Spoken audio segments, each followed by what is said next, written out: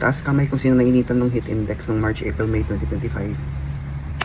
So magandang araw, ito na naman tayo sa isang mema video natin. So kung katulad nyo rin ako na nainitan ng heat index ng March, April, May 2025, ngayon pa lang June 2025 ay pwede natin gumawa ng mga hakbang kilos upang makatulong sa ating kalikasan na upang sa ganon, sana sa 2026 mabawasan ng heat index kahit man lang 0.1, 0.5, 1 degree Celsius, malaking bagay na rin yun. At babalik pa rin tayo sa usapan na pag-download at paggamit ng Ecosia app.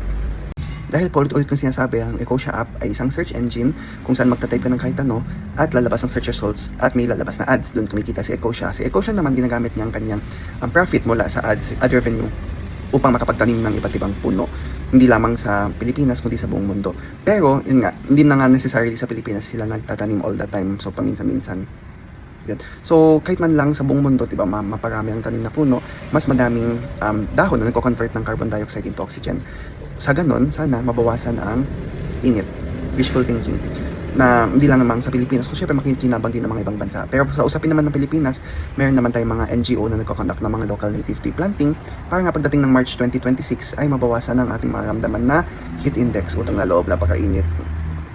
So i-download nyo si Ecosia bilang search at gamitin bilang search engine. Libre lang siya, promise. Hindi siya virus. Alam to ng lahat ng mga naging former students ko. 600 plus lang former students ko. Ni isa wala nagsabi sa akin na na-virus sila dahil sa Ecosia.